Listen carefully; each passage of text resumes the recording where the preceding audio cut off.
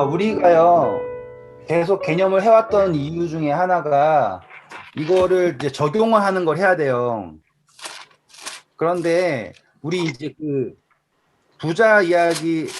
부자랑 거지 나사로 이야기 있지 않습니까? 네. 그거를요, 제가 왜 또 이거를 가지고 시간을 끄냐면, 다른 분들은 다 이걸 가지고 뭘만 생각하냐면, 지옥이 있냐, 그것만 본다고요. 근데 우리는 그것 이상을 봐야 되는 게, 예수님이요, 여기 말고는 이러한 비유를 하신 적이 없어요. 그런데 여기에 나오는 비유에는요, 수많은 상징들이 들어가 있단 말이에요. 그걸 알아야 되지 않습니까? 예를 들어서 한번 볼게요, 일단. 자, 여기에 천국이 있고요, 지옥이 있죠. 그렇죠?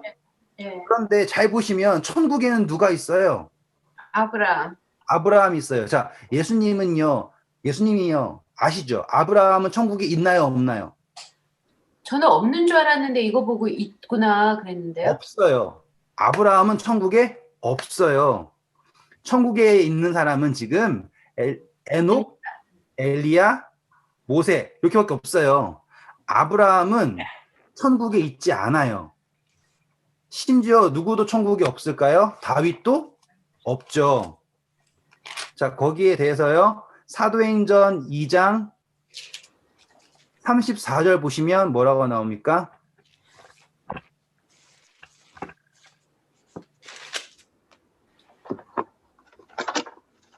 다윗은 하늘에 올라가지 못하였으나 친히 말하여 이르되. 그렇죠. 지금 다윗은 뭐예요? 하늘에 올라가지 못했어요. 29절 보면 다윗은 죽어서 장사되었다라고 나온다고요.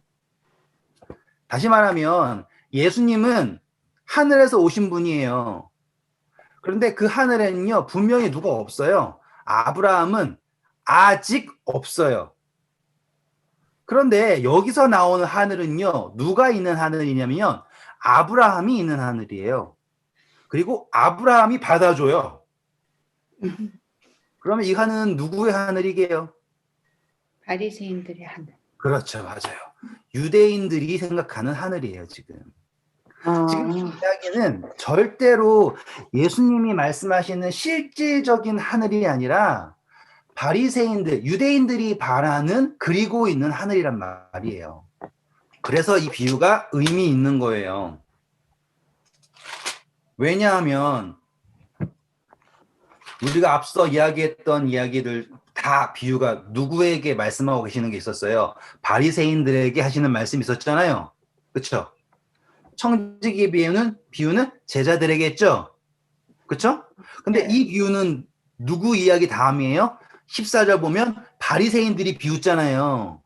그래서 그들의 입장에 대하여서 반응으로 말씀하신 비유예요. 그래서 그분이 말씀하시는 이 비유의 내용은 천국은 누구의 천국이냐? 바리새인들이 생각하고 있는 거란 말이죠. 그래서 바리새인들 입장에서는 누가 하늘에 있어야 돼요? 무조건. 아브라함은 무조건 있어야 되는 거예요. 왜? 우리는 누구의 자손이니까?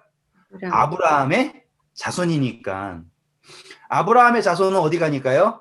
하늘나라 가잖아요. 하나님의 백성 있잖아요. 그럼 천국은 누구가 있어야 된다? 아브라함이 있어야 된다. 그래서 지금 예수님 말씀하시는 게 천국에는 아브라함이 딱 받아줘요. 그리고 판단을 다 누가 하는 거예요? 아브라함이에요.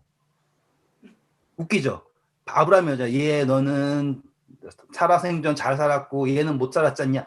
이거 판단을 누가 한다고요? 아브라함이 한다고요. 이 이야기는 뭐예요? 하나님이 있는 천국이에요? 아니에요. 하나님은 상관이 없어요. 다 뭐 어떤 것만 상관이 있는 거예요? 이 유대인들이 생각하고 있는 자기네들이 중요하다고 생각하고 있는 것만 잔뜩 있는 거라고요. 하나님 안 믿어요? 하나님 안 믿는 게 아니에요. 하나님 필요 없는 천국인 거예요. 왜? 유대인은요? 누가 받아들이니까 아브라함이 있는 데가 천국인 거예요. 이제 예수님이 이거를 왜 비유로 하신 줄 아시겠죠, 이제? 실질적인 아브라함이 한 말이 틀린 말은 없잖아요.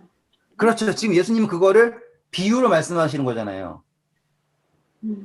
지금 이제 그 비유를 해석을 해야 되는 거예요. 일단 우리는 이 배경이 실제가 아니라는 거는 알았어요. 그리고 예수님은 그분의 뜻을 누구의 사상에다가 집어넣어서 설명하냐면 바리새인들, 유대인들의 사상에다가 집어넣어 설명한다고요. 그런데 거기에서조차도 예수님의 뜻이 성립이 된다 이 말이에요. 예를 들어서 자, 살아생전 안 듣는 사람은 누구의 말을 들어도요? 죽었다 깨어난 사람의 말을 들어도 안 들을 거다. 왜? 이미 뭐가 주어졌다? 모세와 그쵸? 선지자의 말씀들이 이미 주어졌는데 그거를 너네들이 뭐 하고 있는 거다? 안 듣고 있는 거다. 니네 멋대로 생각하는 거다. 그렇지 않습니까? 이제 이 비유의 목적을 아시겠죠? 네. 절대로 사실관계를 가지고서 말하는 게 아니라 그들이 가지고 있는 사상에 대해서 들어가서 너희들이 가진 사상조차 성립이 안 된다예요. 근데 이때 바리새인들도 지옥이 있다고 믿었나 보죠? 그렇죠. 이게요, 이 지옥의 사상이라는 게요, 이 지옥이라는 사상이라는 게 그 헬라, 이집트랑 헬레니즘이 있지 않습니까? 거기에서 들어온 거예요. 사실상 성경에서 지옥이라고 하는 사상이 등장한 거는요, 예수님이 신약에 말하신 거예요. 그런데 우리가 그때 잠깐 했지만 이거는 뭐 게헨나 뭐 죽음의 골짜기 이런 거잖아요. 그건 뭐냐면 소각하는 곳, 소멸하는 곳 이런 개념이었는데 여기에서 지금 유대인들이 반응을 하고 그리고 있는 천국과 지옥이라고 하는 개념에 예수님은 들어가셔서 말씀하시는 거라는 거죠. 여기까지 오시겠죠? 네. 자, 그러면 이제 전 이걸 해석한 거예요. 네. 그런데 여기서 멈추지 말고요. 더 확장을 하는 거예요. 왜 우리는 이제 앞에 쌓아왔지 않습니까? 우리가 어저께 공부한 개념도 있고요. 그쵸? 그 전에 공부한 개념들이 있지 않습니까? 그걸 다 확장을 하는 거예요. 자, 이제 볼게요. 우리 어저께 했던 거 기억나세요? 우리 어저께 뭘 했죠? 법이 있는데 그게 네. 안에 있냐, 내가 밖에 있는 게 아니라 밖에 있냐. 내 안에 있어야 되고 내 안에서 그게 창조가 되어야지 나는 그 법을 자유롭게 자유롭게 지키는 거예요. 그래서 내 안에 법이 창조되었으면 내가 그 법의 수호자죠. 아시겠어요? 그 법을 내가 지키는 거가 아니라 내가 그걸 행하는 거예요, 이제. 네. 그것도 뭐 하는 거야? 내가 그 법 자체를 내가 수호하는 거죠. 지키는 거. 지킨다의 두 가지 의미 있지 않습니까? 안 어기고 한다. 그거를 지킨다. 이 개념 있잖아요. 밖에 있으면 그걸 안 어기고 어떻게 하는 거예요. 안에 있잖아요. 그러면 나는 그거를 자연스럽게 행해요. 그러면서 그것을 지키는 것을 동시에 하는 거죠. 네. 맞죠? 자, 그러면 판단의 기준이 밖에 있지 않고요. 여기에 있는 거예요. 나에게 이미. 네. 맞죠? 그러면 지금 이 부자가 가난한 자가 이게 바뀌었잖아요. 이렇게요. 네. 네? 그런데 지금 부자가 물어보는 게 뭐예요? 왜 그렇습니까? 라고 물어보죠. 나는 여기에 목마릅니다. 물 하나 주세요. 내가 이렇게 된 거 나사로 보내가지고 알려주면 괜찮겠습니다. 왜? 지금 그거를 해결하는 게 뭐예요? 왜라는 걸 알아야지 해결할 수 있다고 생각하잖아요. 천국에 가든지 지옥에 가든지. 근데 우리가 공부한 개념에서는 내가 어떤 방법을 알아서 변화가 되는 게 아니었죠. 다시 말하면 우리가 어저께 그림 그렸어요. 이렇게 동그라미 그려고요. 외부의 자극이나 외부의 어떠한 변화로 내가 그 법을 지키는 건요. 그 법을 지키는 게 아닌 거예요. 맞죠? 선택지가 없는 거잖아요. 나는 손해보기 싫어서 하는 것뿐이지 그걸 지키는 게 아니에요. 이거는요, 되게 이제 약간 이렇게 애매한 개념일 수 있지만 이제 중요한 개념이겠죠, 당연히. 자, 우리 원희 집사님이 밖에 나갔어요. 나갔는데 그 홈리스가 있는 거예요. 그래가지고 불쌍해서 돈을 줬어요. 그러면 우리는 그거를 착한 행위라고 해요. 그렇죠? 그런데 그 착한 행위가 집사님이 속을 생각하는 거야. 내가 이렇게 하면은 기분이 좋아지니까, 내가 이렇게 하면은 옆에 있는 남편이 보고서는 와 진짜 착하다 이렇게 생각할 거니까 한다 라고 하는 건요 진정한 행위가 아닌 거예요. 그거는 조건에 대해서 반응을 한 거예요. 목적이 뭐예요? 여기에 있는 거죠. 내가 기분이 좋다 혹은 사람들이랑 착하게 본다. 이해되셨죠? 선이지만 근데 성경에서 말하는 예수님이 말씀하시는 선이라는 건 뭐냐면 밖에서 있는 어떤 것을 바라보고서 하는 게 아닌 거예요. 내 안에서 나오는 거라고요. 그러면 똑같은 이야기가 뭐예요? 미국 사람이 영어를 하기 때문에 영어를 하는 사람은 미국 사람이다가 아닌 것처럼 내가 미국 사람이 하는 말이 영어입니다로 가는 거가 예수님이 성경에서 말씀하고 계시는 선인 거예요. 똑같이 지금 부자가 계속해서 요구하는 건 뭐예요? 방법을 알려라. 결과를 말해라. 그러면 달라질 거다. 맞죠? 그런데 결과를 안다고 달라집니까? 방법을 안다고 달라지나요? 그렇지 않다는 거예요. 여기까지 이해되셨죠? 네. 그래서 예수님이 하신 말은 뭐예요? 자, 28절부터 읽어볼게요. 28절을 읽어주세요. 내 형제 다섯이 있으니 그들에게 증언하게 하여 그들로 이 고통받는 곳에 오지 않게 하소서. 아브라함이 이르되 그들에게 모세와 선지자들이 있으니 그들에게 들을지니라. 이르되 그렇지 아니하나이다. 아버지 아브라함이여 만일 죽은 자에게서 그들에게 가는 자가 있으면 회개하리이다. 이르되 모세와 선지자들에게 듣지 아니하면 비록 죽은 자 가운데서 살아나는 자가 있을지라도 권함을 받지 아니하리라 하였다 하시니라. 네, 감사합니다. 자, 권함을 뭐 하지 않는다? 받지 않는다. 네, 아까 말씀드렸던 거에 똑같은 거. 법이 밖에 있는데 그거를 뭐 한다? 수용한다. 방법을 따라서 반응한다가 아니에요. 그것이 내 안에서 있는 거예요. 예수님은 단순히 어떠한 뭐 비유로서 야, 너 그렇게 하면 안 돼. 이런 게 아닌 거예요. 지금 우리 안에 뭐가 있어야 됩니까? 그분의 법이 있어야 된다고요. 신명기가 있잖아요. 하나님의 법은 바다 건너에 있는 것도 아니고 산 위에 있는 것도 아니요. 오직 내 안에 있어 라고 하지 않습니까? 그래서 새 마음 그리고 그거 하기 위해서 뭘 준다? 나의 영을 준다. 재밌죠? 확장이 막 되니까. 자, 여기서 또 한 번 더 확장을 해볼게요. 근데 이제 이해해 주셔야 되는 게 사실 제가 지금 확장하고 있지 않습니까? 이 확장은요, 우리가 앞에서 공부했던 것도 다 적용이 되는 거예요. 근데 제가 지금 하는 것은 우리가 이 개념을 쌓아왔기 때문에 같은 이제 이해가 있잖아요. 그러니까 할 수 있는 것들이고요. 앞에 있는 이야기에 적용이 안 된다가 아니에요. 네. 그러니까는 꼭 한 번쯤 다시 읽으실 때 그러한 것들을 해보시는 게 도움이 될 거예요. 자, 이제 한번 사랑이라는 걸로 다시 한번 와볼게요. 사랑이라는 걸로. 지금 이 부자와 거지의 이야기에서 사실상 핵심적인 건 뭐냐면요. 불공평이에요. 누구는 부자고요. 누구는 가난해요. 그랬을 때 이 불공평을 어떻게 느끼느냐? 이 부자들은, 그러니까 바리새인들은 하나님께 축복받은 거고요.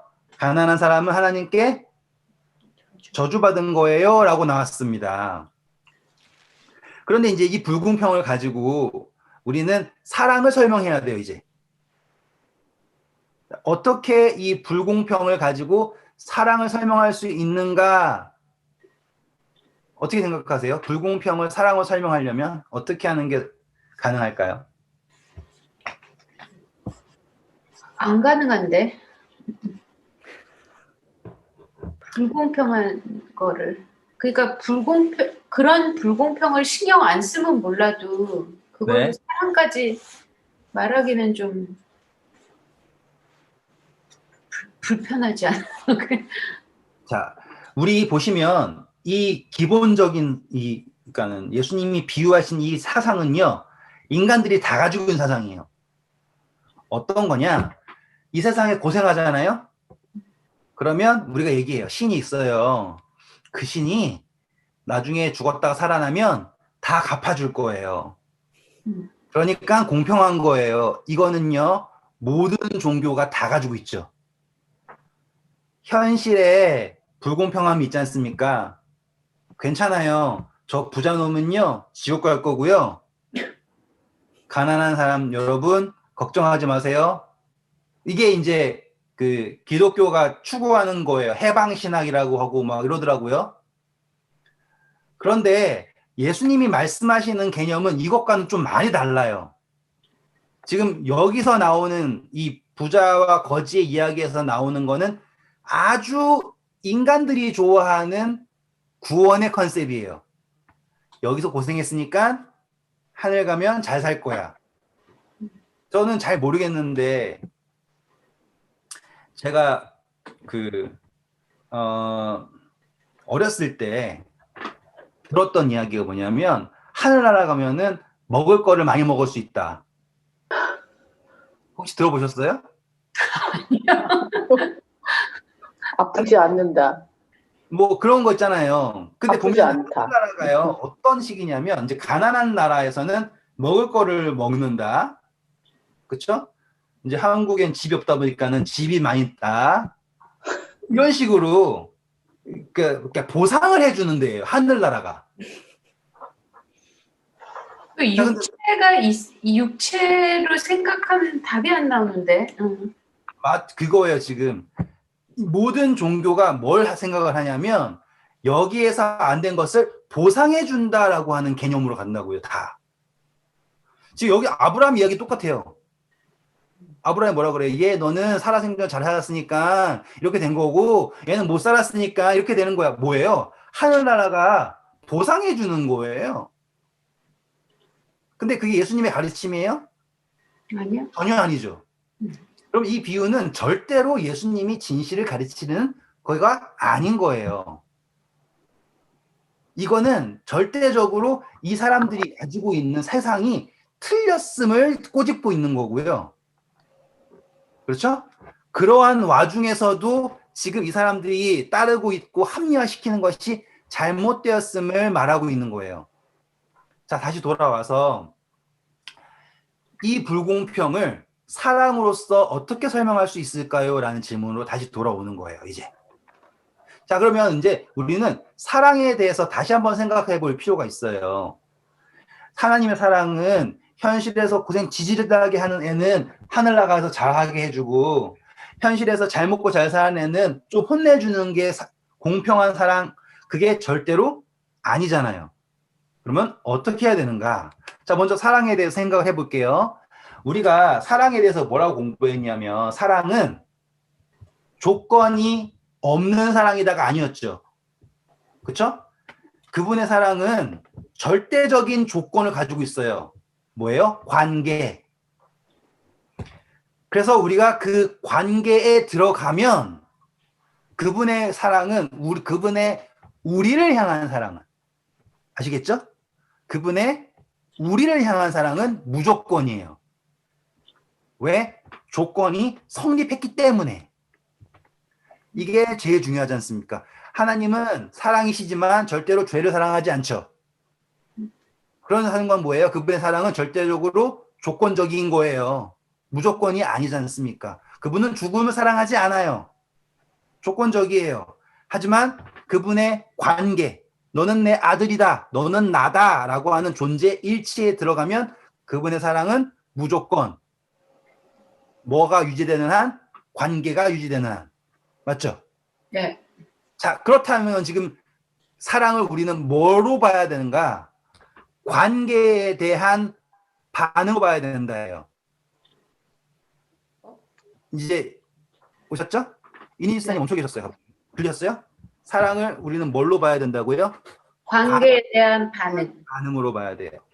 제가 어저께 말씀드렸던 게 하나님께서는요, 우리를 어떠한 존재로 만들고 싶으냐면 관계적인 절대자를 만들고 싶은 거예요. 우리는 절대자가 아니에요. 우리는 창조주가 아니에요. 그렇죠? 우리는 절대로 하나님이 될 수가 없어요. 그런데 그분은 우리와 함께 계시기 원하죠. 우리와 관계를 맺고 싶어 하세요. 그래서 우리를 관계적으로 절대자를 만들고 싶으신 거예요. 그게 그분의 욕망이에요. 그래서 그분이 가셔야 할, 같이 말하면 그분의 추구하는 방향성은 우리를 그분의 위치로 올리는 거예요. 그래서 우리가 아직 준비도 안 되었는데 우리와 계속 뭘 맺으세요? 언약을 맺잖아요. 이건 말이 안 되는 거예요. 언약을 맺는다라는 건 뭐예요? 쌍방의 약속이잖아요. 나는 이렇게 할 거고 너는 이렇게 해라 라고 하는 거를 흑한테 왜 하냐고요. 왜? 거기에 이미 그분의 뜻이 있는 거예요. 우리를 뭐 삼으시겠다? 자녀 삼으시겠다. 관계적인 절대 존재로. 잠깐만 여기 절대적인 존재라는 거에 대한 설명을 조금만 할게요.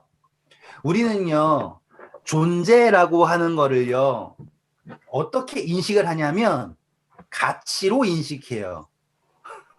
너무 어려워지는지 모르지만 존재라고 하는 거를요, 어떻게 인식하냐면 가치로 인식해요. 뭐 여기다 뭐 우리가 어떤 분들은 거기다 뭐 시간을 넣어서 공간을 넣은 다음에 그 시간에 어디에 있고 어떻게 생긴 거를 존재로 인식한다 이렇게 생각을 하시는데 다 필요 없고요.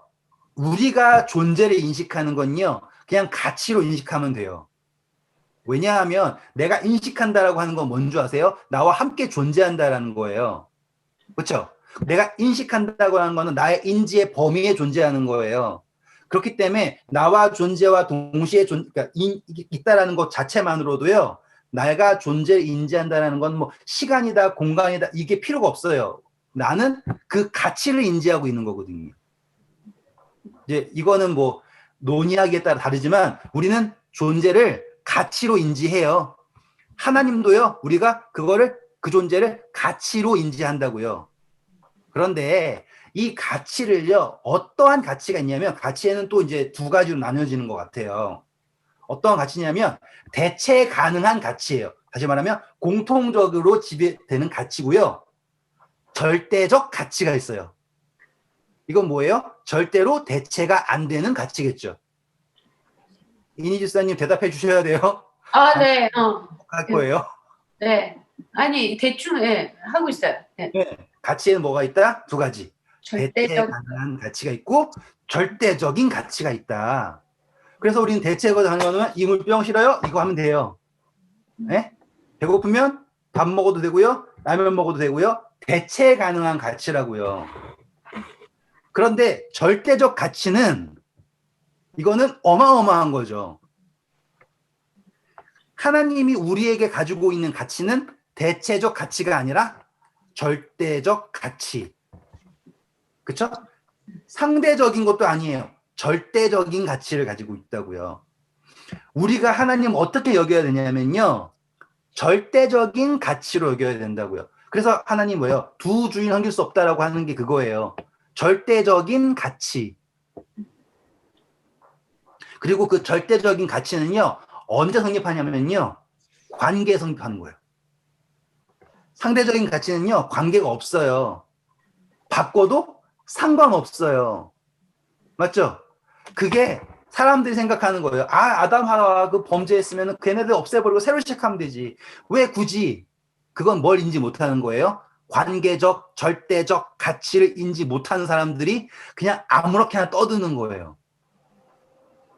하나님은 인간을 창조하셨을 때 절대적 가치로 창조하셨다고요. 그건 뭐예요? 대체할 수 없어요. 그러면 절대적 가치를 어떻게 적용할 거냐 이거 나와야 되잖아요. 맞죠? 자, 사랑도 똑같은 거예요. 지금 우리는요, 하나님의 사랑 안에 있어요. 그 사랑은 어떤 거냐면 절대적인 가치에 대한 반영으로 있는 거예요. 맞죠?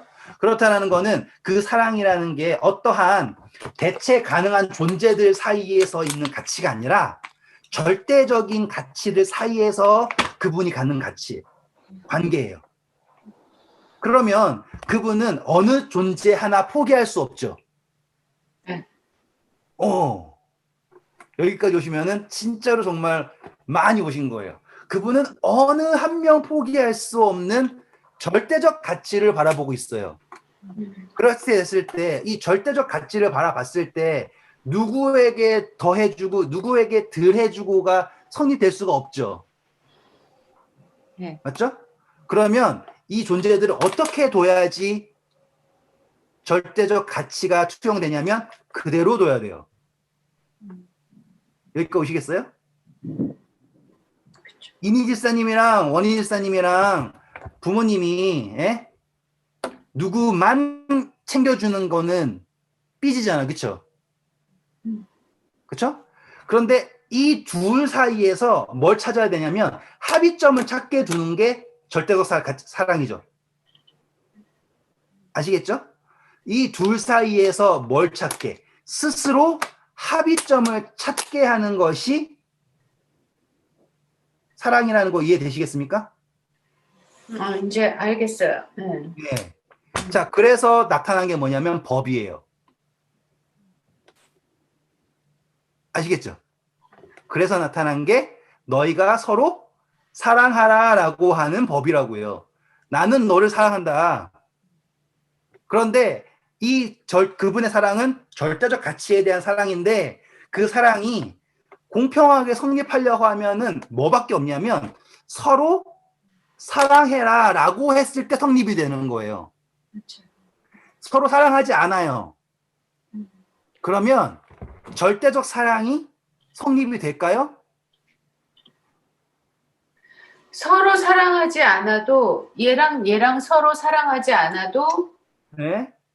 나하고 얘하고 하나님하고 얘하고 하나님하고 얘하고의 절대적 사랑은 성립되잖아요. 그렇죠. 그런데 나타나는 건 얘가 느끼기에는 안 그렇죠. 그렇죠, 그렇죠. 네. 네. 그렇죠. 자, 하나님이 불공평하신가? 그렇지 않다라는 논리가 섰죠, 이제. 이해되셨죠? 완전 섰는데 네. 그렇죠. 그래도 왜 얘는 가난하고 얘는 그 생각은 아직도 좀 들긴 하죠. 그러니까 그렇죠. 뭐 얘가 그렇게 네네. 아니, 그거에 대해서도 결국에 답이 나와요. 일단 여기까지 오면은 많이 오신 거예요. 완전 그건 이해 가요. 왜냐면 아까 뭐 당연히 절대적 가치지 그걸 왜 자꾸 저렇게 설명을 하지 그랬는데 아담과 하와 얘기를 하니까 딱 그게 맞아. 아담과 하와 싹 치워버리지 않고 네. 아담이어야 되고 하와여야 되는 거구나. 네. 거기서는 완전 이게 중요한 거는 알긴 알았어요. 근데 그래도 이제 납득의 범위예요. 납득의 범위. 갈게요. 그래서 얘네 둘이 사랑을 해야지 뭐가 성립이 되냐면 절대적 사랑이라는 게 성립이 된다 이거예요. 그렇죠? 그런데 이게요. 자, 제가 이제 자식을 키우면서 느끼는 거예요. 우리가 어저께 공부했던 거예요. 저의 아이가요. 제 안에 수용이 됐어요. 그래서 제 아이가 내 안에 창조가 됐어요. 창조가 되므로 저는 그 아이의 가치를 공감해요. 맞죠? 그 아이가 원하는 게 뭔지도 알고 다 알아요, 이제. 그런데 아이가 어리잖아요? 그러면 아이는요, 두 가지를 가져요. 뭐냐면 원하는 것과 필요한 거예요.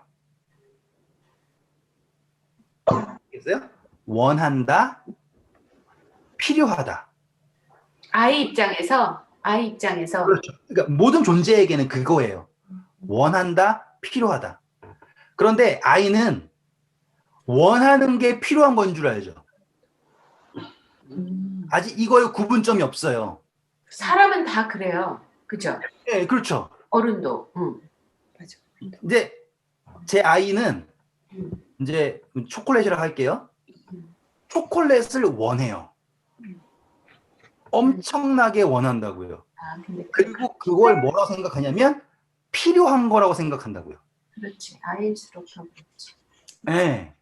그런데 부모는 저는 아이를 사랑하죠. 그래서 아이에게 원하는 것에 대해서 일일이 반응할까요? 안 하죠. 그럴 수가 없어요. 왜? 아이가 원하는 것이 아직 뭐가 안 됐으니까 필요한 것과 조정이 안 됐잖아요. 이건 제가 억지로 넌 이거 필요해라고 해줘야 되는 게 아니라 스스로 조정이 되는 거예요. 이걸 우리는 성장이라고 한다고요. 그런데 지금 이 아이가요, 제가 이제 아이가 하나밖에 없지만 아이가 둘이 있다고 쳐요. 자, 이제 제가 어차피 자매가 계시니까 이니 집사님이랑 원희 집사님이 내 두 딸이라고 쳐요. 예? 아, 나이키 집사님 두 딸이라고 쳐요. 그렇게 해볼게요. 일단 설정 자체를. 자, 그래가지고 이니 집사님이 초콜릿을 엄나게 원하는 거예요. 아, 뭐 인형을 할까요? 인형을 열심히 막 생각을 하고 엄청나게 원했단 말이에요. 예?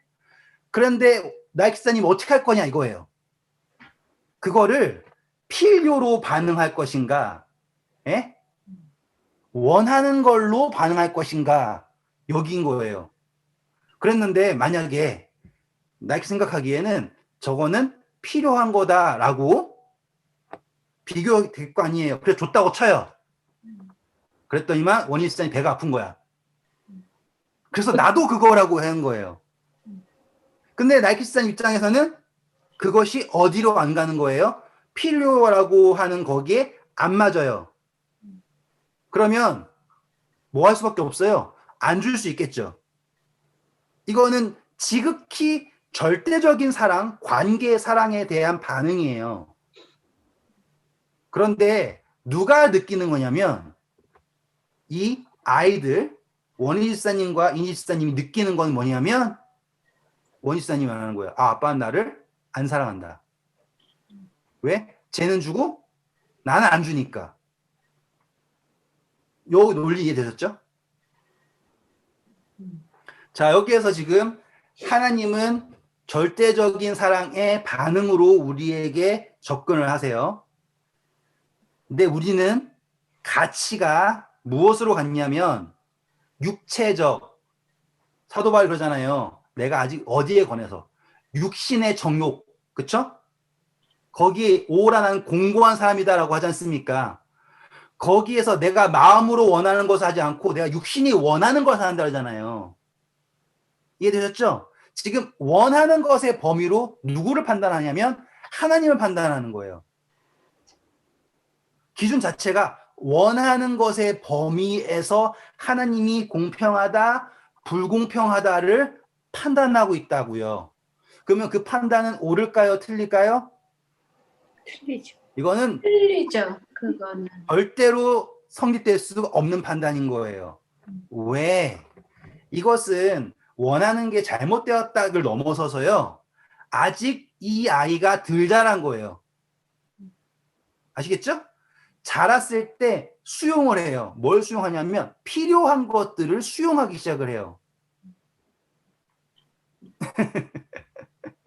지금 뭐 제가 유아교육 가르치는 건 아니지만 아니, 이 이론은 다 맞긴 한데 네. 그래도 이 세상에는 그걸로 설명할 수 없는 일은 무지하게 많은 거 아시죠?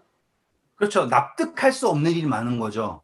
예, 그러니까 무슨 설명할 수 없는 게 아니라 납득이 안 되는 게 많은 거예요. 그죠? 납득이 거지가 헌데투성이로 대문 앞에 버려진 채 부자의 상에서 떨어지는 것으로 배불리려 하는 거는 아무리 그렇게 그러니까 그 지금 말은 너무 맞는데도 네.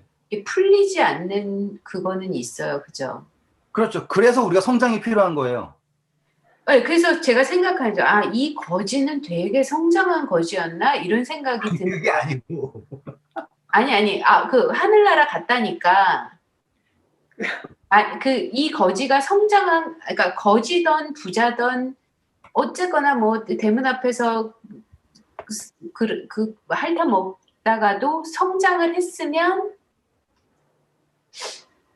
마음이 채워질까? 집사님이 좀 포인트를 잘못 잡고 계시는 거는 그런가?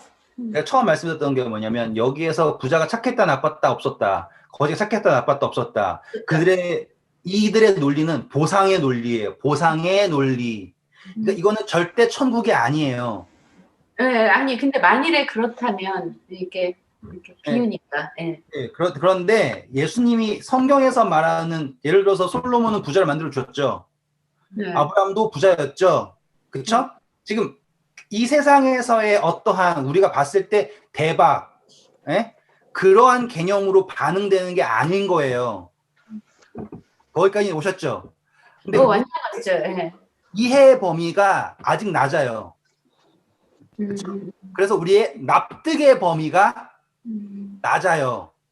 그런데 우리는 어디까지는 왔냐면 관념, 개념이 이렇다라는 것까지 온 거예요. 네, 맞아요. 네. 그렇죠. 개념이 이렇다까지를 왔어요. 그랬을 때 이게 저기에 장님이 있어요. 제자들은 뭐라 그래요? 저 사람은 왜 장님이에요? 누구의 죄 때문이에요? 하고 그 정도의 레벨에서 접근하는 거예요. 그런데 예수님은 그걸 넘어섰잖아요. 그렇죠? 근데 그것을 예수님은 하나님의 뜻이라고 말하실 수 있어요.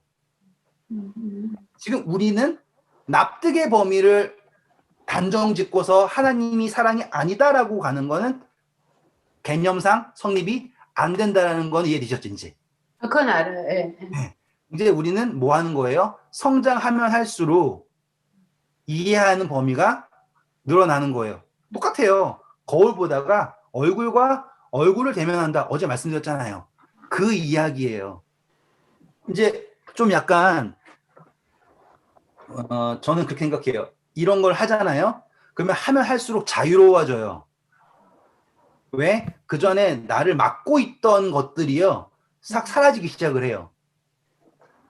그리고 좀 더 뭐라고 하냐면 이게 그 하나님과의 관계에 집중을 할 수 있게 돼요. 그전에는 외부의 자극에 대해서 더 집중했거든요. 누가 나 어떻게 볼까? 나를 어떻게 생각하고 나는 그들에게 어떻게 보여져야 될까? 이런 거 있잖아요. 근데 이거를 계속 하다 보면 나중에는요. 아, 나의 삶이 하나님 그리고 나 이렇게 있구나라는 걸 보는 거예요. 그래서 어느 순간 그분이 나를 바라본다가 아니라 있잖아요. 사랑하는 사람은 같은 방향을 보는 거 이거 하잖아요. 정말로 그렇게 그분이 바라보는 게 이렇게 되는 거예요. 예전에는 야, 나 이게 아니라 예수님이 날 통해서 뭘 보고 싶으신가를 보게 되는 거라고요. 이거는 경험해 보시면 자연스럽게 되는 거예요. 그러니까 연애를 글로 배우면 안 되는 것처럼 경험을 하시면 자연스럽게 돼요. 그리고 그렇게 될 때 이제 막 폭발적으로 잘하는 게 느껴져요. 폭발적으로 잘한다. 아무튼 여기까지 이해되셨죠? 네. 사랑이라고 하는 것, 절대적인 사랑이라는 것, 관계라고 하는 것, 반응이라고 하는 것, 원하는 것과 필요하다라는 것, 그렇죠? 구할 때 야고보서 뭐라 그래요? 구했는데 받는 게 못한 건 뭐라고요? 자기의 욕심을 때문에 받지 못했다라고 하지 않습니까? 성경적 찾아볼까요? 일단은 야고보서 갈게요. 히브리서 다음이 야고보서죠. 일단은 우리 하나님에 대해서 시험에 대해서 한 번만 딱 보고 갈게요. 일단 야고보서 1장 13절부터 15절까지 읽어주세요. 사람이 시험을 받을 때 내가 하나님께 시험을 받는다 하지 말지니 하나님은 악에게 시험을 받지도 아니하시고 친히 아무도 시험하지 아니하시느니라. 오직 각 사람이 시험을 받는 것은 자기 욕심에 끌려 미혹됨이니 욕심이 잉태한즉 죄를 낳고 죄가 장성한즉 사망을 낳느니라. 감사합니다. 자, 여기에서 우리는 한 단계 더 좋은 의미를 받아낸 거예요. 원한다라고 하는 개념. 우리 욕망이 나쁘지 않다라는 것까지 공부했잖아요. 네. 근데 원한다에 집중해서 뭘 깨닫지 못하면 하나님의 뜻을 절대적인 사랑을 알지 못하면 그게 날 결국에 어디로 이끄는 거예요? 사망으로 이끌 수밖에 없습니다. 이렇게 되는 거죠. 그리고 하나님은 우리가 말 잘 듣나 안 듣나 시험하실 필요가 있어요, 없어요? 없어요. 없다라고 하는 게 나오는 거죠. 그렇죠? 자, 이제 넘어갈게요. 넘어가셔서요. 우리 야고보서 2장입니다. 2장 5절 읽어주세요. 내 사랑하는 형제들아 들을지어다. 하나님이 세상에서 가난한 자를 택하사 믿음에 부요하게 하시고 또 자기를 사랑하는 자들에게 약속하신 나라를 상속으로 받게 하지 아니하셨느냐. 자, 어떻게 생각하십니까, 이니 지사님? 아니 이거는 항상 이렇게 그래서 저는 아까 선생님이 그랬잖아요. 그러면 내가 이런 외부의 그거 안 하고 하나님과 집중하게 된다고. 네. 근데 이제 나는 내가 너무 좀 창피했어요. 나는 내가 이런 걸로 아무리 기도해봤자 하나님이 안 들어주실 거구나. 이거 내가 원하는 거니까 필요한 거 아니고 그런 생각 많이 하거든요. 저는. 네네. 그러면서 그런 거에 대해서 좀 기도 안 하게 돼요. 그러니까 나는 왜 이 모양일까? 그 생각을 한 거죠. 이제 아까 그럼으로 인해서 하나님과만 집중하게 된다고 했으니까 나는 그러니까 그것도 좀 있었지만 그 외로 좀 이렇게 좌절과 포기가 더 많았죠. 그렇게 하면 안 되죠. 그러니까 그렇게 하면 안 돼. 의도하는 게 아닌데. 그러니까 I know 내가 좀 창피했다고 그래서.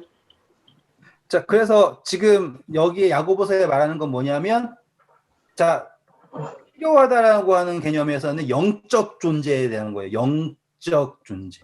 우리가 지금 원하는 건 다 어디 쪽이에요? 육적 개념이죠. 다시 말하면 뭐 그러니까는 공평한 거 이런 게 아니에요. 하나님께서는 지금 영적인 것을 더 집중하고 계십니다. 그렇죠? 네. 그래서 넘어갈게요. 이제 4장 2절부터 3절 읽어주세요. 너희는 욕심을 내어도 얻지 못하여 살인하며 시기하여도 능히 취하지 못함으로 다투고 싸우는도다. 너희가 얻지 못함은 구하지 아니하기 때문이요 구하여도 받지 못함은 정욕으로 쓰려고 잘못 구하기 때문이라. 네, 이게 야고보서에 나온 결론이에요. 맞아요. 원한다, 필요하다. 필요하다라고 하는 것은 누구의 시선을 아는 거예요? 하나님의 시선을 아는 게 필요해요. 네. 그러면 이제 불공평이라고 하는 것은 우리가 납득하기 싫은 것뿐이지 설명이 된 거예요. 어디 안에서요? 사랑이라고 하는 개념 안에서, 절대적인 사랑이라고 하는 개념 안에서 설명이 됐어요. 그렇죠? 그래서 그 절대적인 사랑이 언제 나타나는가? 이 둘이 서로 사랑할 때 나타나요. 안 사랑하면 안 나타나요. 없다가 아니라 우리에게서 안 나타나는 것 뿐이에요.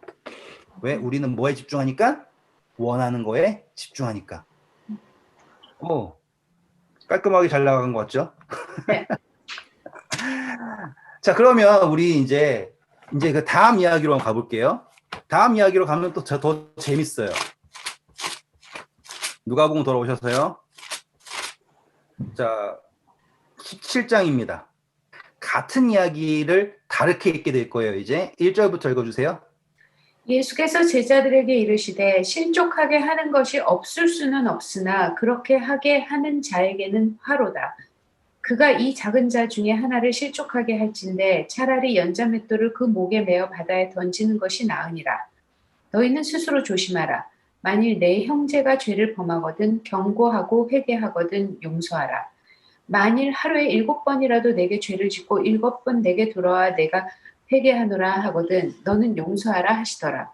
감사합니다. 자, 같은 이야기 다르게 읽을 거예요. 이제 지금 보시면 자, 실족하게 하는 일이 없을 수 없다라고 하는 거 엄청나게 유료해요. 그거를 뭐 하신다? 아신다. 그런데 문제는 뭐예요? 넘어지게 만드는 사람이에요. 그렇죠? 내가 지금 하나님 살면서 죄를 집니다. 혹은 뭐 계속 합니다. 이거는 누구도 아셔요. 제가 제 아이를 키우면서 알아요. 그렇죠? 제가 말씀드렸죠? 죄라는 것을 결과로 여기는 건 우리지만 그런 걸 과정으로 바라보아 주실 수 있는 것은 하나님입니다. 이거 되게 중요해요. 그래서 우리가 하나님을 믿을 때 나는 나의 죄를 과정으로 여기고 딛고 일어날 수 있어요. 그래서 악인은 완전히 넘어지나 의인은 7번 넘어져도 7번 일어날 수 있다라는 게 돼요. 네. 문제는 누구예요? 넘어뜨리는 놈이에요.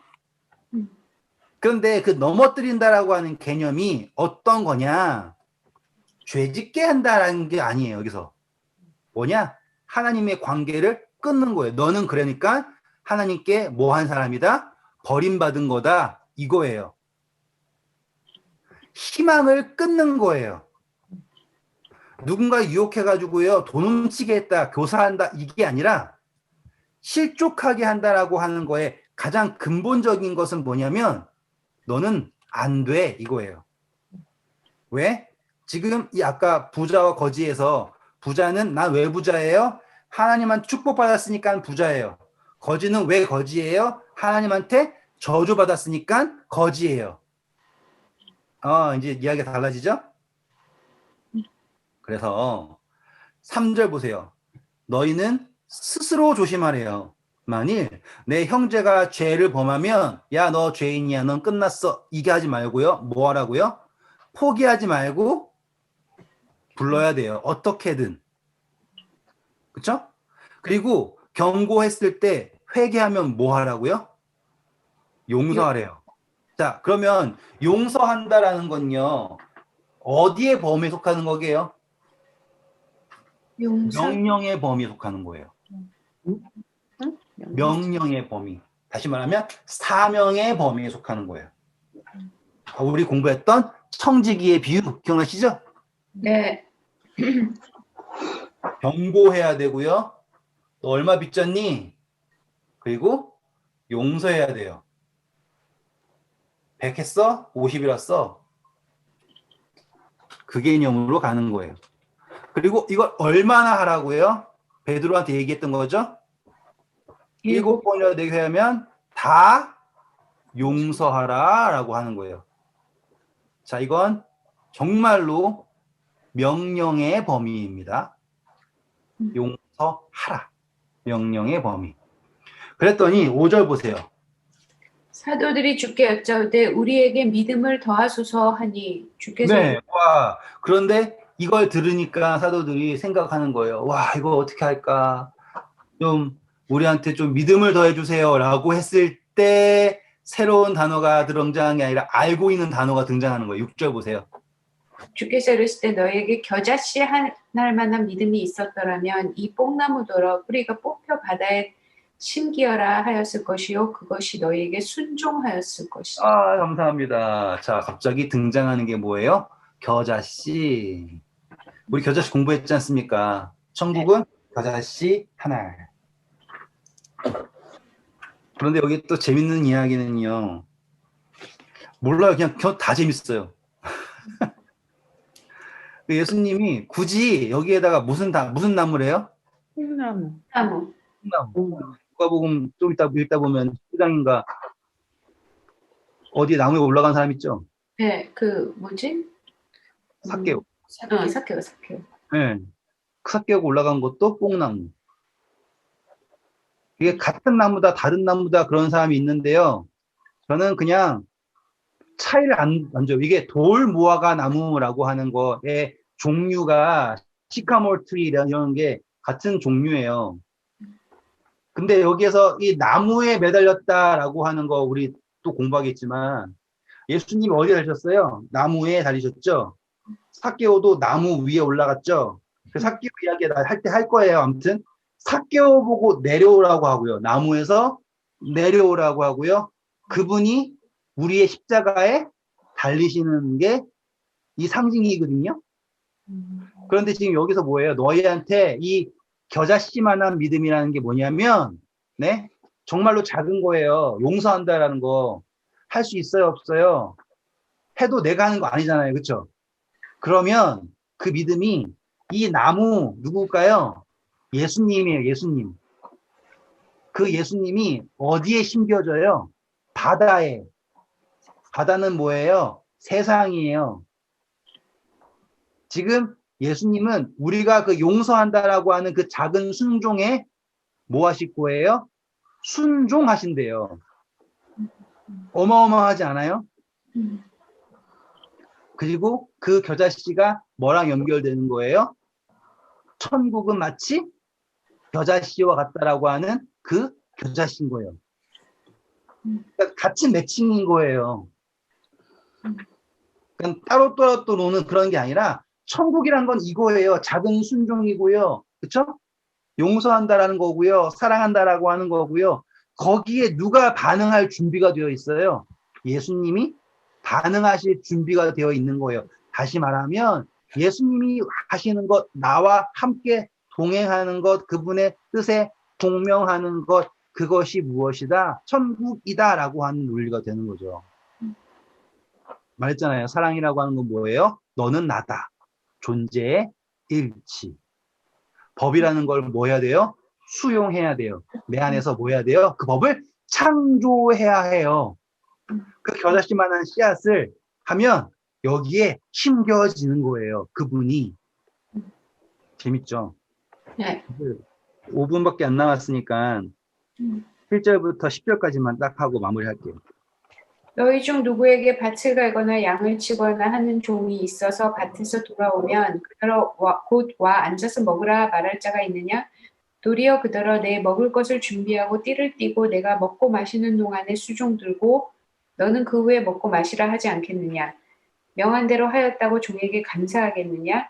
이와 같이 너희도 명령 받은 것을 다 행한 후에 이르기를 우리는 무익한 종이라 우리가 하여야 할 일을 한 것뿐이라 할지니라. 네, 이 이야기는 제가 말씀드렸죠. 회개, 용서, 이거는 명령이에요. 아, 이렇게 했으니까 난 잘했어. 나를 자랑할 수 있는 게 아니에요. 그런데 우리는 뭐예요? 와, 나 이거 했어. 엄청나 대단하지? 여기에 빠지죠? 네. 전혀 기대하는 바가 완전 다르잖아요. 명령이에요. 명령 받은 것을 다 행한 후에 이르기를 우리는 무익한 종이라. 우리가 하여야 할 일을 한 것뿐입니다.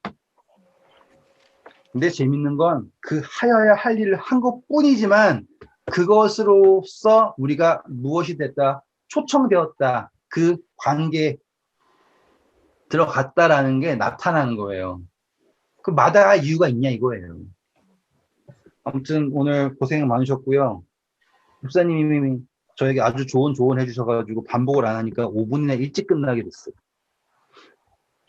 아, 아닌데, 뭐, 반복했는데. 그런데 내가 왜 저걸 저렇게 자꾸 반복하지 그랬는데, 그, 뭐지, 아담과 하와 때문에, 아, 나 이제부터 반복할 때 가만히 있어야지 그랬어요. 그 생각 못 했거든.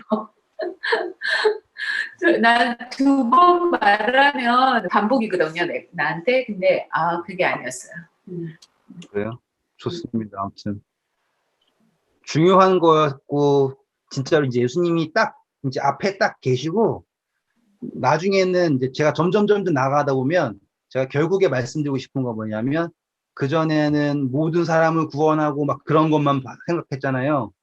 그래서 쟤는 왜 구원받아야 되고요. 나는 왜 구원 안 받아야 이렇게 난다고요. 근데 아니라 나중에는 진짜 이렇게만 나와. 이야기가 이렇게만 가요. 그러니까 나랑 하나님만으로 그렇게 간다고요? 가요. 성경이라는 게 딱 그렇게 가요. 그렇게 정리가 딱 돼요, 그냥. 그럴 수밖에 없지, 그치? 네. 그러면은 이제 막 날라다녀요, 그다음부터. 아무튼 좋은 밤 되시고요. 목요일 날 뵐게요. 맞습니다. 네.